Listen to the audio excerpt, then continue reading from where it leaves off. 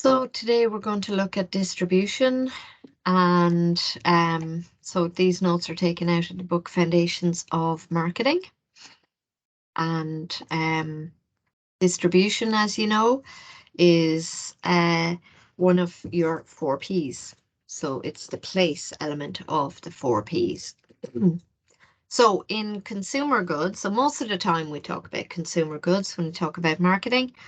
And in consumer goods, if we're manufacturing and we're selling things directly to, or selling things that a individual will use ultimately, or household, there are 4 different channels, types of channels that we can distribute through.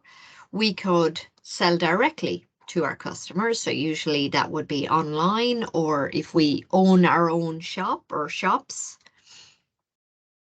And so we are producing and selling directly. So there's no middlemen, there's no intermediaries, and we have direct contact and control over the messages that the consumer gets as a result of that.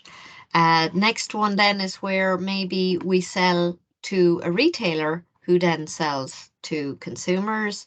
That gives us advantages that perhaps we can reach more customers, we can sell large quantities to retailers, and they can break the bulk, as we call it in marketing. So they buy by the pallet load and sell by the box load or individually. So they're breaking down the units into and selling smaller units to the customer.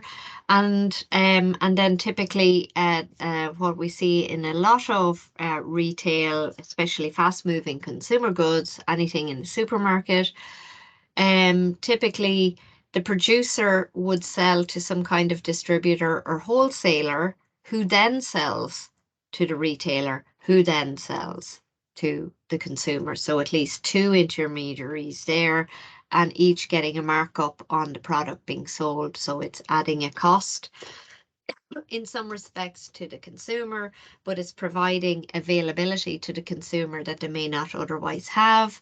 It's allowing producers to sell large, it's another opportunity for breaking the bulk. So producer can sell by the pallet load to the wholesaler. They break the pallets down into boxes, so the retailer can buy by the box load, and the consumer can buy individual units out of those boxes. So that's the bulk is being reduced each time. And the wholesaler and retailers have their own customers that allow distribution, as the name suggests. It's a channel of distribution. So it allows our products to get out into the homes and hands of many more people. And now sometimes there is an agent involved. Now, the difference between an agent and wholesaler or retailer is that an agent is earning commission. They're never owning the goods. A wholesaler buys the goods from the producer and sells on. The retailer buys from the wholesaler and sells on. But the agent is helping a deal, is helping facilitate a deal in some way and charging some kind of commission. So they never take ownership of whatever it is that they are dealing with. So the ownership and the goods themselves are traveling from producer to wholesaler, with the agent involved in helping the deal happen.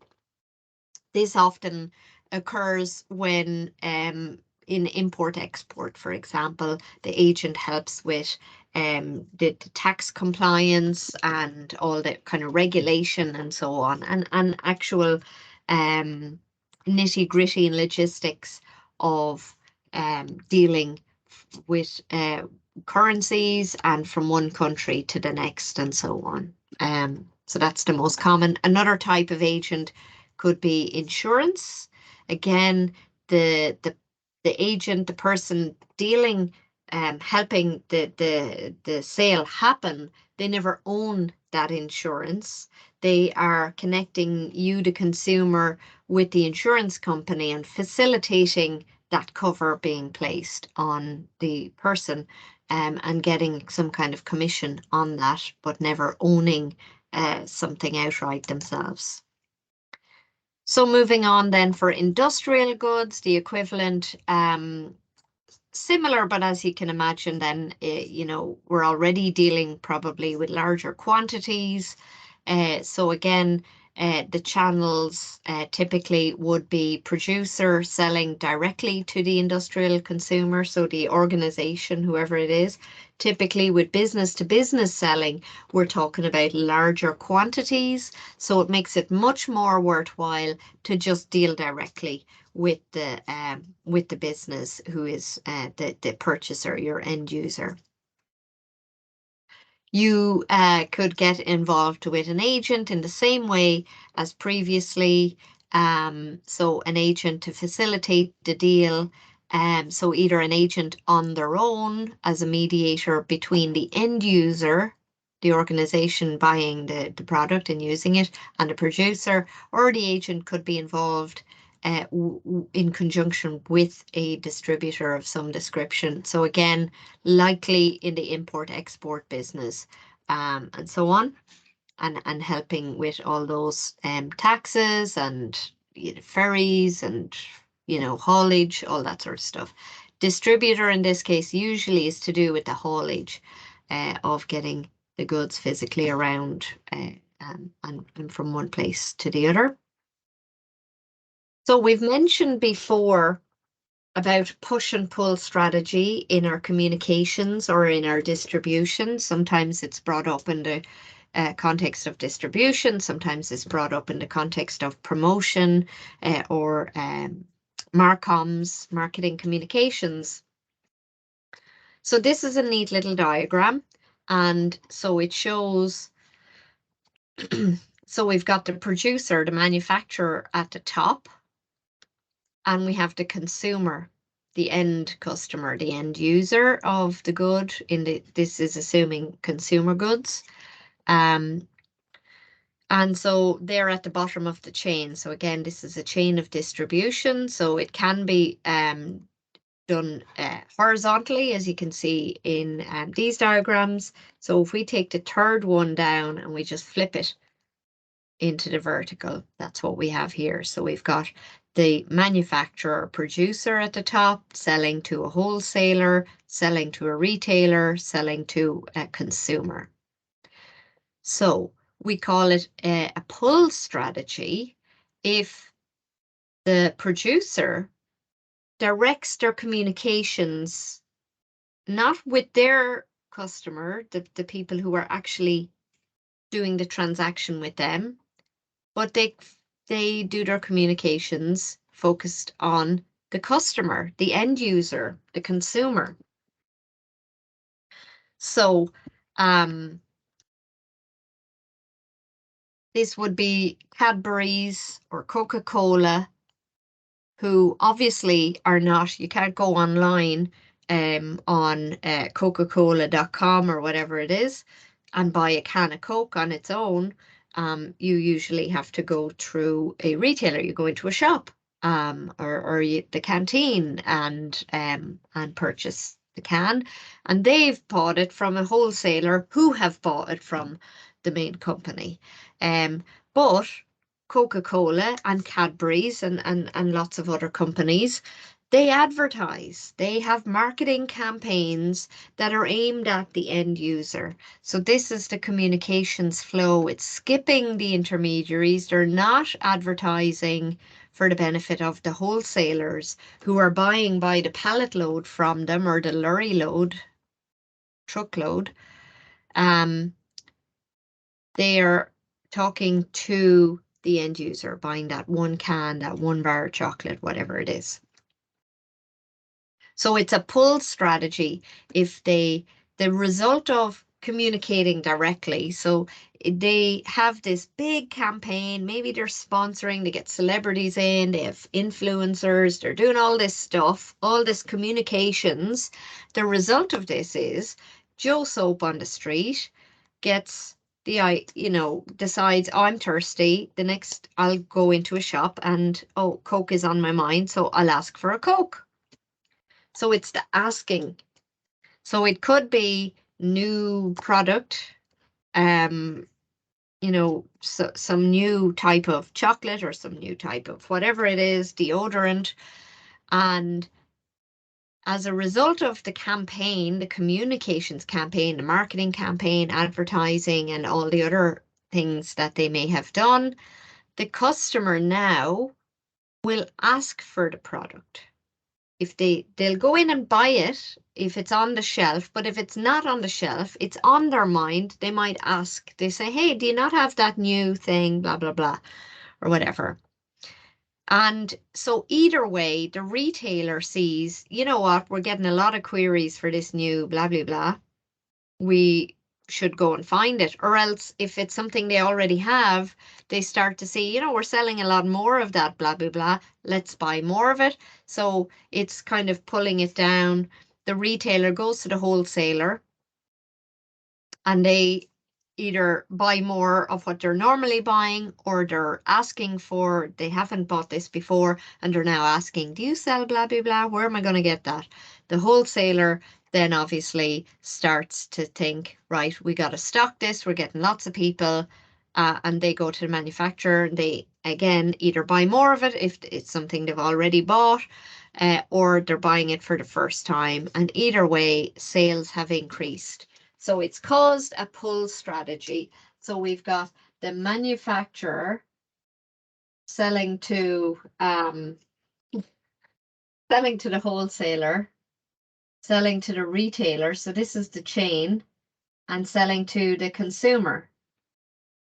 They communicate directly to the consumer, and now consumer pulls the product down from the retailer pulls it down from the wholesaler, and the wholesaler goes to the manufacturer and pulls it down. So that's where it gets to, so then the flow of goods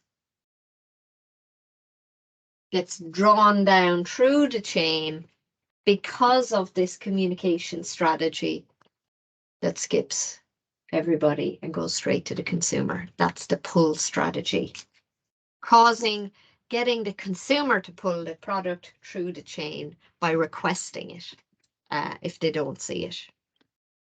So the other way is a push strategy. So this is where, so we'll do it on the diagram first. So the push strategy, again, we've got the producer at the top, wholesaler, retailer, down to consumer.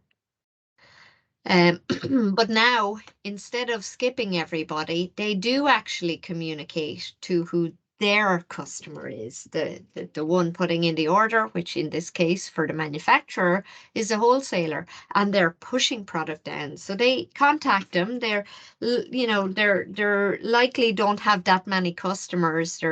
They have email addresses and phone numbers and know each other's children and stuff, probably because they're dealing in such large quantities that kind of personal connection is appropriate for a business relationship. So they get on to them and they say, okay, we're doing a promotion. If you buy an extra pallet load or an extra lorry load or whatever it is, we'll give you 15% discount, or we'll have whatever kind of sales promotion. So they're communicating directly, they're getting on the phone, they're getting on email, and they're offering some kind of incentive directly to the people who will be buying from them. And that pushes product down the chain. And then what does the wholesaler do? They now have a ton of this product that they need to sell.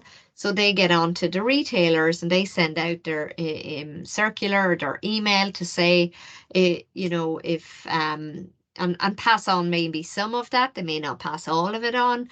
If they got 15%, they may pass on 10% and try and hope to profit. Or maybe they pass on all of it because the extra sales will give them the extra profit anyway. So that's a decision that they're going to make locally. But they get on and communicate in whatever channels they normally communicate with their customers. And equally, because retailers are buying in large quantities, they're not a huge amount of them, so they will have contact details to get in touch with them and give them some kind of deal. Now, the retailer has tons of this extra product, and what do? They could either pass on the product. Well, there's two ways. Firstly, more product has come down through the chain. The retailer now has more product than they normally have because they've agreed to this deal, whatever it was, and they either just devote more shelf space to it, and the customers, as they come in, will be more likely to see it. They'll probably give it a more prominent position in the store, that shoulder height shelf that all producers want to get on. And if that product is there, it's more likely to sell because they want to shift a load of extra pallets that they bought, or boxes, or whatever it was. And so the consumer gets more. Let me just stop sharing for a second and we'll just see the diagram. So in the pull strategy, change colors. So in the pull strategy, the communication went from manufacturer directly, skipping the rest of the chain, whatever is in here, and they communicate. So they advertise, they do marketing, they sponsor events, they get celebrities on Instagram or whatever, and other influencers or whatever. So the whole campaign is directed at the end user. In the push strategy, so that's pulling the product down through the chain. Now, in a push strategy, instead of communicating that way, they communicate this way, directly with the wholesaler. And the wholesaler communicates directly to the retailer, and the retailer communicates to the consumer. So the product moves in parallel with the communication. They offer a deal, some of them will take it up, and that's pushing product down. So by the nature of just having more product, the intermediaries perhaps are going to give it more prominence and more likely to sell, and so it trickles down that way, or gets pushed down. So that's the push in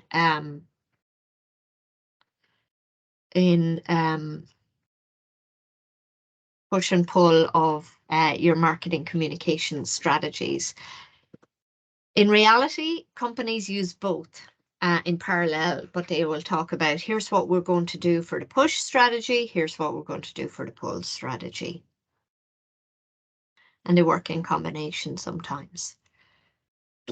So for services, because there are no physical goods having to be hauled from one location to another, things are a little bit more simple.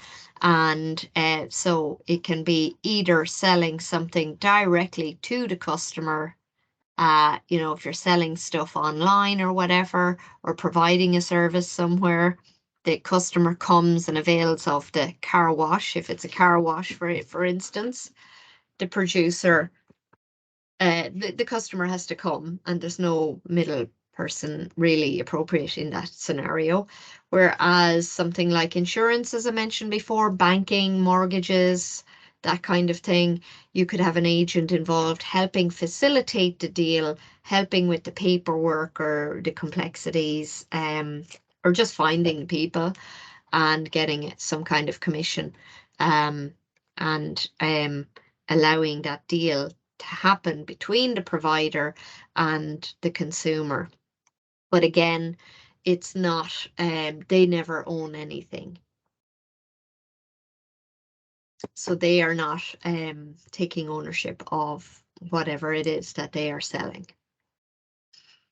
Now, channel strategy, then we can have different ways of looking at things. We can Within our strategy, we need to make certain decisions on channel selection, distribution intensity, and channel integration. So channel selection is figuring out between market factors, producer factors, product factors, and competitive factors. So it's taking all the information in to see what what is appropriate for this type of product, what is appropriate for our company, the size of our company, and all that sort of thing, and the customers that we deal with, everything. What are other people doing in the business? So we look at what everybody else is doing and all that kind of thing. We want to know what intensity. So are we going to be exclusive? Will we have just one deal with some distributor and focus our whole business around that? Will we be selective, which is not quite exclusive, but we're careful? And we're not just blitzing the country. We maybe we're selling premium kind of products, so we want to make sure that whoever is selling on our behalf also embodies that premium kind of vibe that we want to send out there. And so in that case, we would avoid the intensive distribution, whereas most products would be quite happy with intensive distribution. It would be expensive to start with because maybe the sales mightn't be there and it could be a slow growth. But intensive is obviously we sell it wherever we can get it. Whatever shop will take it, we send it out to them, and yeah, we hope that the sales will come in and that it pays off. And then whether or not we integrate the channel, how much control do we want over this whole chain? That's about the integration.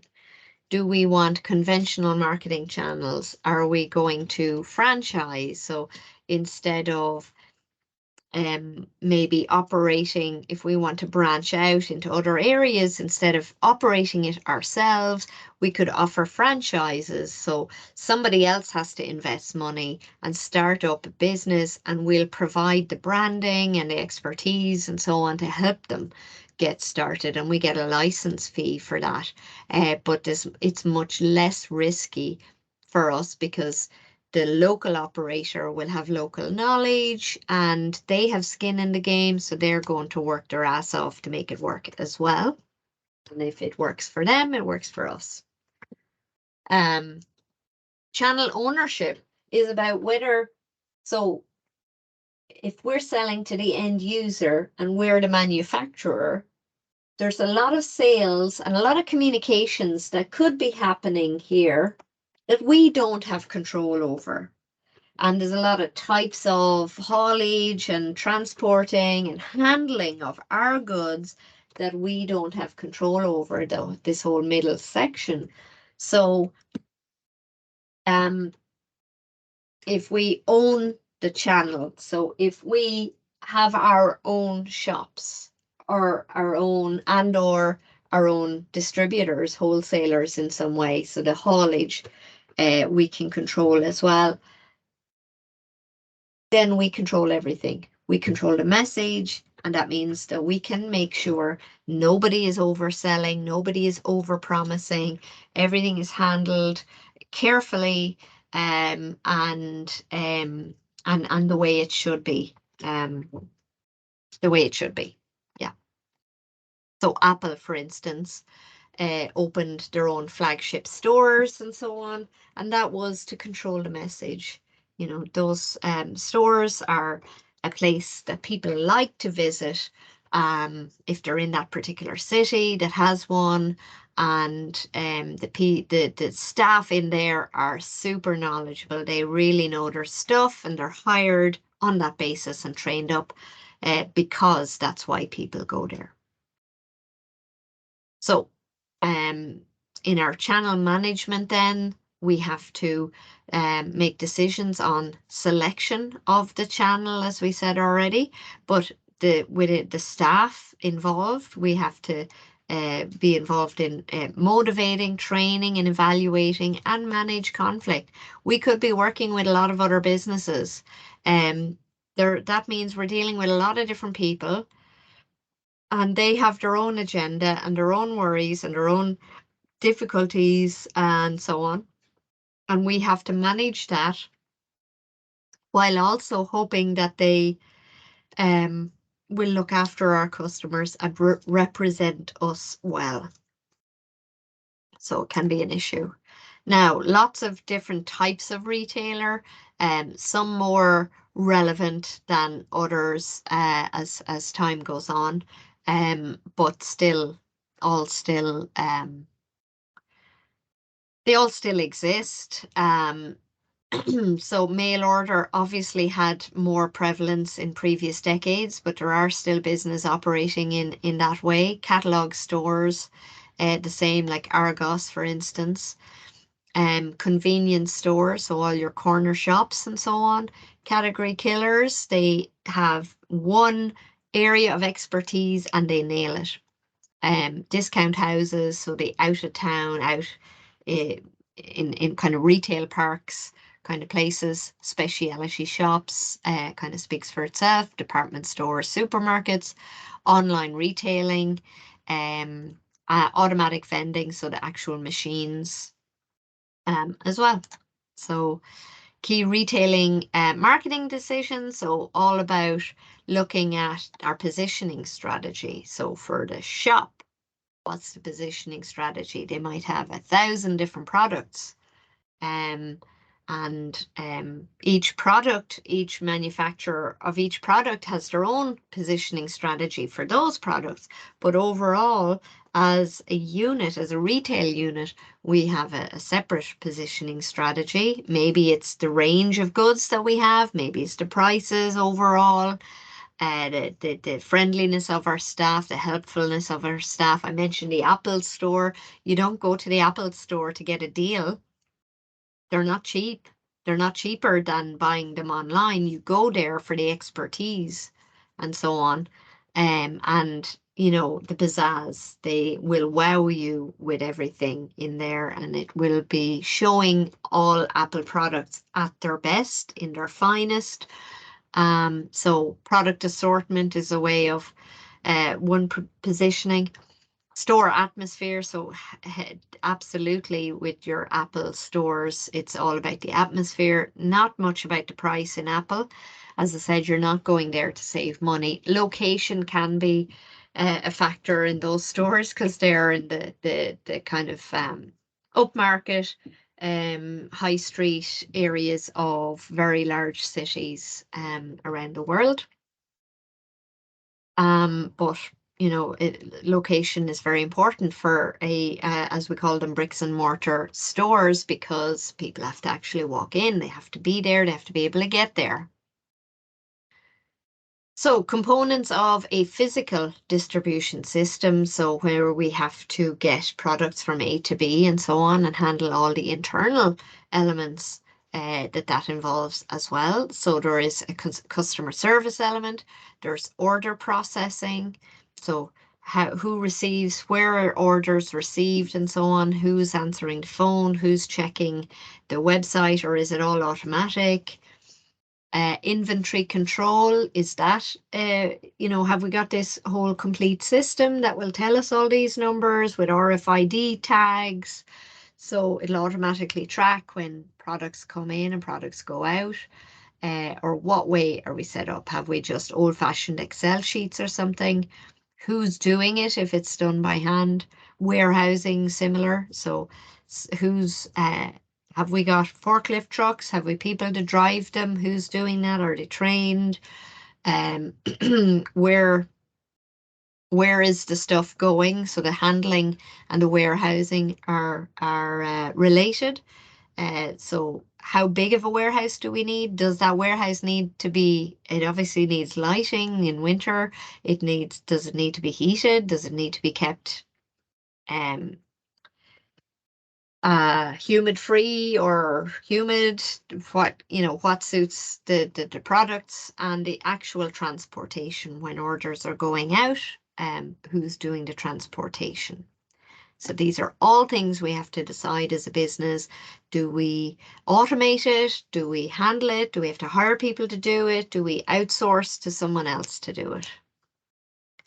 So various types of exam questions that can come up on this topic. Typically definition kind of questions. So there's a kind of a list here. Some of them relevant to this topic, some kind of spill into the other topics. So they could be from a list if it was a 10-mark question. So it could be describe these two things or something like that. So if it's a 10-mark answer and you're operating on a minute a mark kind of scenario for a 2-hour exam, then you are looking at having to write up to half a page to a page. So up to a page. Now, so the next question, so definition questions, this is not an exhaustive list. It could be anything, basically, any of the slides that where we've described anything. The next one, next question, identify 2 possible channels of distribution that could be utilized for package holidays, giving reasons for your choice.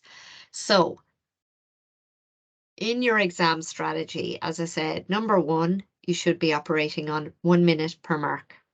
So be strict, have a watch with you. You're not allowed to use your phone, remember, as a timing device. So if you're not sitting near the clock, ask the invigilator to tell you the time if you don't have a watch, or bring a watch with you, and just keep a check on the time to know, are you sticking to time? Will you have to speed up a little bit? Have you flexibility to spend extra time on there's always going to be a weak question.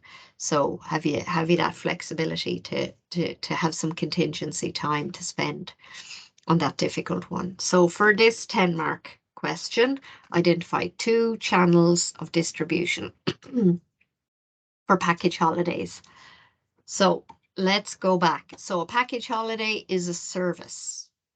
A holiday, they're not walking away, they're not picking something up off a shelf and walking home with it.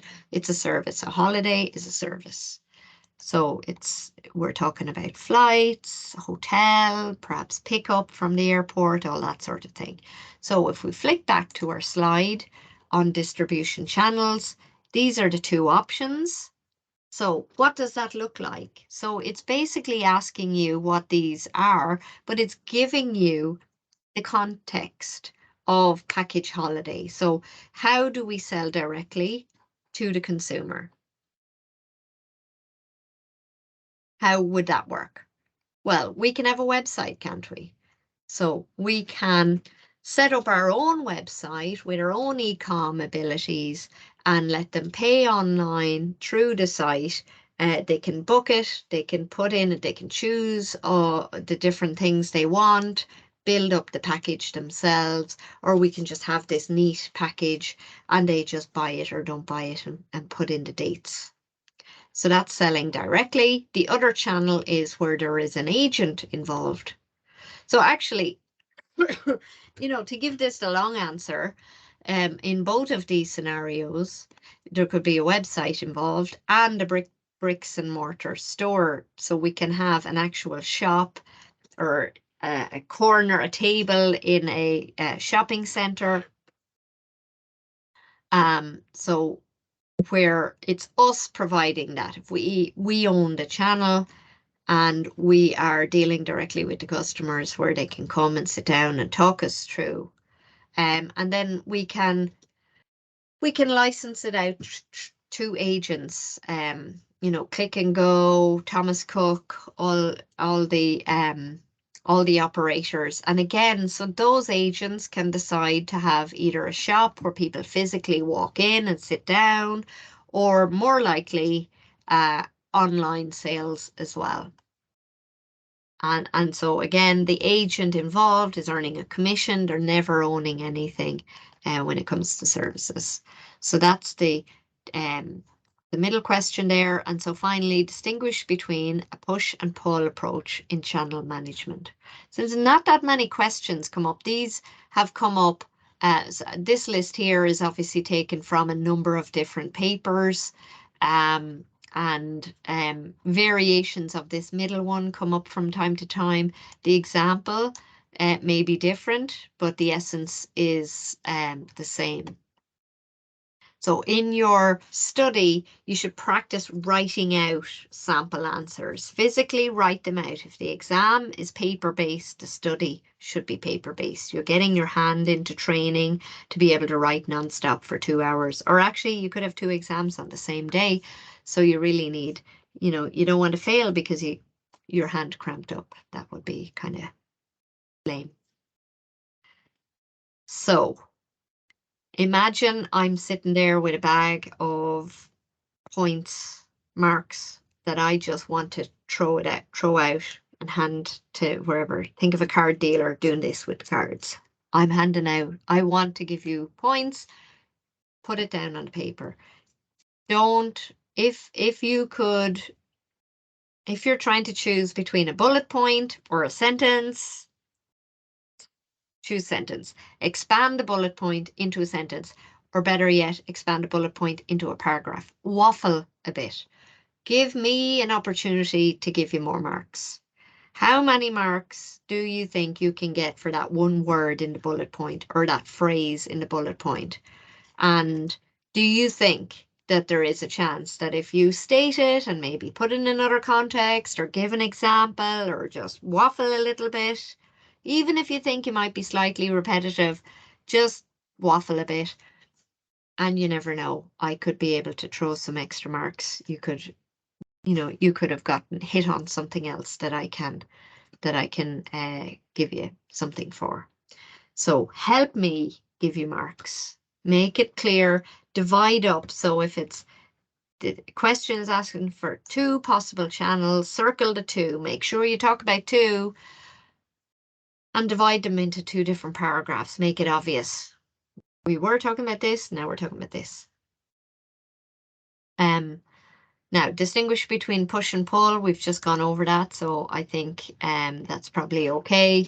As we discussed, you can draw it if it helps you, if it helps you describe it better, then by all means, draw your version of the chain and the arrows showing where the communication goes. Okay, so that's distribution, short and sweet, and as I said, there's not that many different questions that can come up on it. So use the other slides to help kind of pad out your answer and write as much as you can is the key. Okay, so we'll stop that and we'll see you in the next one.